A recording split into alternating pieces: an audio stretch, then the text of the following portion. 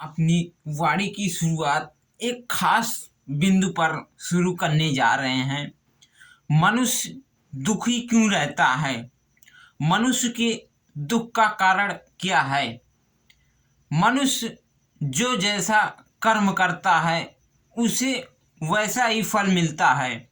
ये तो हर एक व्यक्ति के मन में आता है और यही बात सच्चाई है कि मनुष्य जो जैसा करेगा वो वैसा ही फल पाएगा।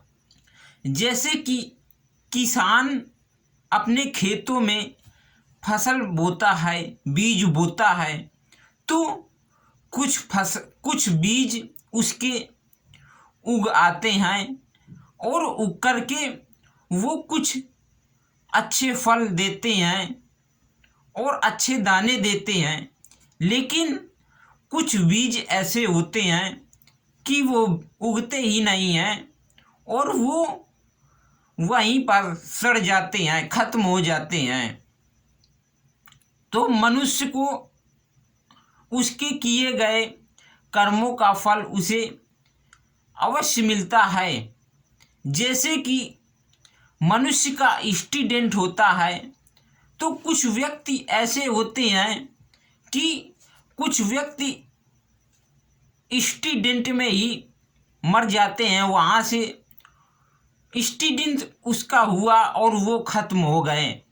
लेकिन कुछ व्यक्ति ऐसे ही होते हैं कि जैसे कि एक मनुष्य का एक्सीडेंट हुआ तो उसने जब गाड़ी में टक्कर उसकी लगी तो वो उठ करके चल दिया, वो गिरा और उठ करके चल दिया।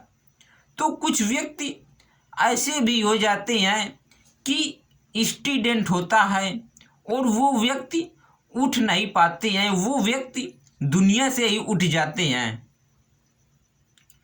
एक माता जी ने बोला कि मेरे पति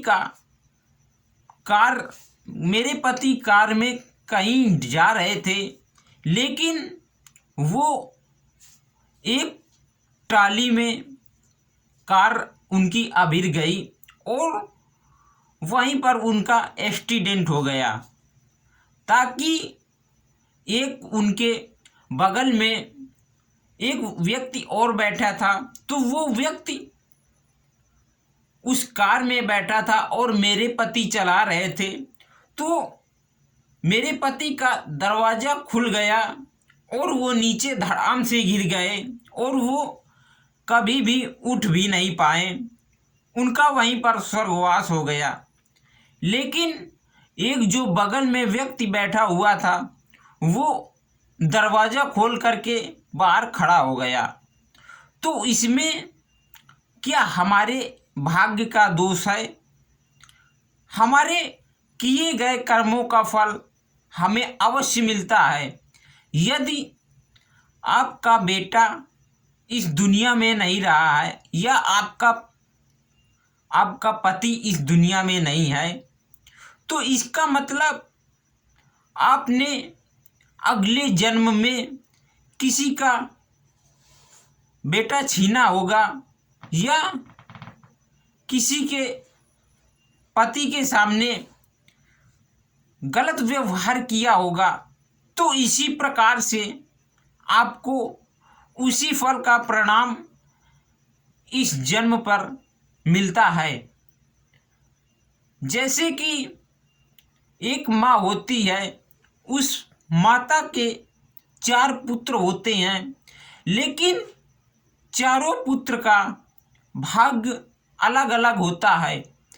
कोई पुत्र तो अधिकशाली, विद्वान और गुणवान, महान और पैसा वाला हो जाता है, और एक पुत्र ऐसा होता है कि वो मंदबुद्धि का होता है, और एक पुत्र काफ़ी होशियार दिमाग का होता है। उसका दिमाग इतना फास्ट चलता है कि वो कोई भी कार्य करता है तो उसका कार्य तुरंत हो जाता है, हाथ लगाते क्षण तुरंत उसका कार्य हो गया।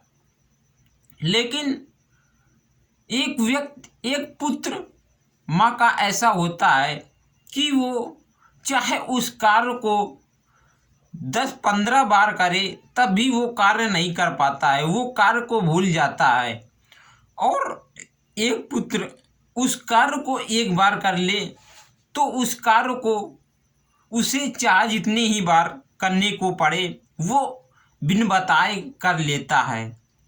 तो इसी प्रकार अगर हमारा अगला जन्म अच्छी तरह से हमने बिता लिया, अगले जन्म में अच्छे कर्म किए हैं, लोगों के साथ में व्यवहार किया है और अच्छी संगत किया है और लोगों के साथ में छल कपट बेईमानी चोरी चुगली नहीं किया है, तो हमें इस जन्म में अच्छे घर में जन्म मिलेगा और हमारा जीवन अच्छी तरह से व्यतीत होगा और हमारा दिमाग स्ट्रांग होगा और हम महान विद्वान गुणवान होंगे।